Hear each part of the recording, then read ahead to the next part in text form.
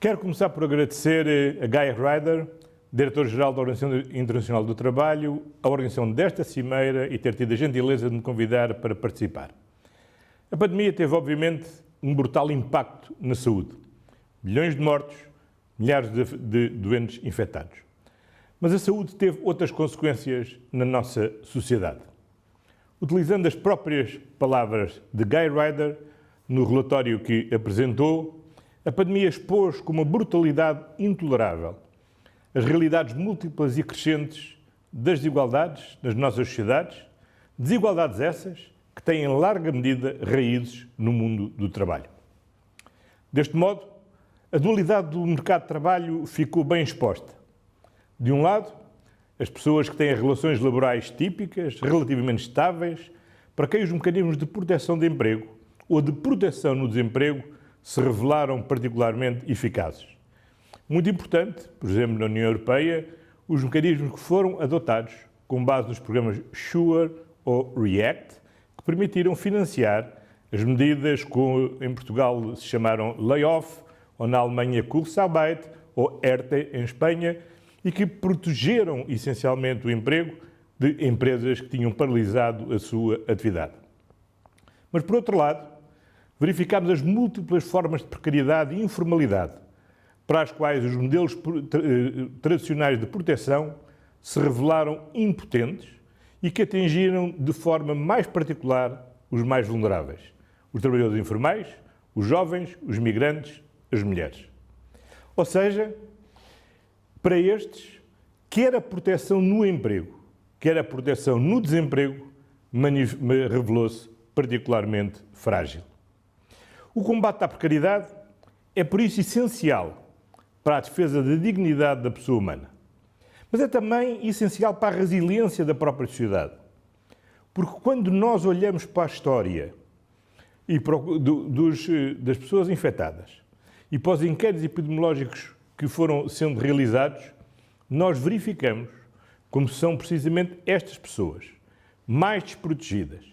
Muitas delas estiveram na primeira linha dos serviços essenciais, aquelas que mais duramente foram atingidas também pelos efeitos da pandemia na sua saúde. A regulação do trabalho temporário é, por isso, absolutamente central e tem que ser um tema da agenda do trabalho digno e com direitos nos próximos tempos. Trabalho temporário disponibilizado numa empresa, mas trabalho efetivo para quem trabalha para empresas de trabalho temporário. Por outro lado, a pandemia acelerou a transição para a sociedade digital, evidenciando muitas das suas oportunidades, mas também muitas das suas fragilidades. Com esta transição, divulgou-se muito o teletrabalho, acelerou-se muito a capacidade de poder ter ensino à distância, medicina à distância. E isso são, obviamente, ferramentas que permitem ter a maior flexibilidade na nossa vida social sem que percamos os contactos uns com os outros. Sem essas ferramentas digitais, teríamos estado todos ainda muito mais isolados. Mas a verdade também é que podemos testar quais são os limites destas oportunidades e os desafios que isso coloca ao direito do trabalho. E é por isso muito claro que na agenda dos próximos tempos temos que ter a regulação do teletrabalho e, sobretudo, a regulação nas plataformas digitais. Do mesmo modo, é também fundamental investir nos skills, upskills e reskilling de todos aqueles que são trabalhadores ativos e que muito rapidamente tiveram que se adaptar às novas ferramentas digitais. Na Cimeira Social do Porto, que foi um marco fundamental da nossa presidência da União Europeia, demos um passo histórico. Pela primeira vez, tivemos um compromisso alargado entre parceiros sociais, Estados-membros, instituições europeias, no apoio ao Plano de Ação da União Europeia para pôr em marcha o pilar social dos direitos sociais, com objetivos concretos, metas quantificadas.